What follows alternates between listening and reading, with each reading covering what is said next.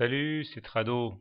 Me voilà de retour de mon déplacement. Je suis désolé de vous avoir fait faux bond, mais franchement, c'était pas possible de poster dans les sites dans la situation dans laquelle j'étais.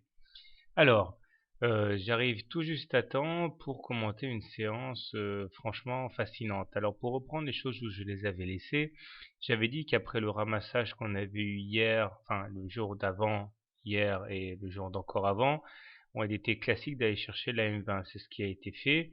La M20 a été ralliée, dépassée, gappée, mais malheureusement, avec les mauvaises news qu'il y a eu sur le front de l'emploi aux États-Unis, eh bien, ça n'a pas tenu.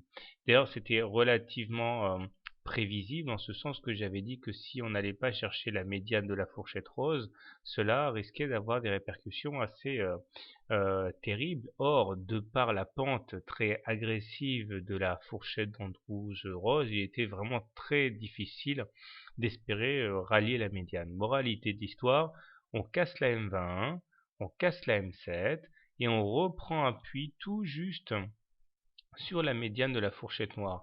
Mais j'ai envie de dire que le mal est fait puisque nous avons clôturé en dessous de la fourchette d'Andrews rose. Alors maintenant, de deux choses l'une, soit la séance de lundi va rattraper le faux pas d'aujourd'hui et se réintégrer à l'intérieur de la fourchette d'Andrews rose, soit, et c'est plutôt ma préférence, je crois qu'on est parti pour corriger. Surtout que le MACD, même s'il est passé au-dessus de son signal, n'a jamais réussi à devenir positif. Le stochastique, un peu plus nerveux, était plutôt bien orienté, mais le momentum, lui non plus, n'est jamais parvenu à se hisser en zone positive. Si on ajoute à cela le fait que maintenant la M20 et la M7 sont au-dessus des cours, ça risque de devenir assez vite très délicat pour les haussiers. Moralité de l'histoire, eh bien on enchaîne une belle séance de baisse là avec quasiment 2,9% dans les dents. Alors comment trader le CAC lundi? Alors si vous êtes haussier, eh bien partez du principe que c'est un accident de parcours et qu'on va réintégrer la fourchette d'Andrews rose. Il s'agirait d'acheter et de mettre un stop loss en cas des cassures des plus bas d'aujourd'hui, à savoir vers les 3442.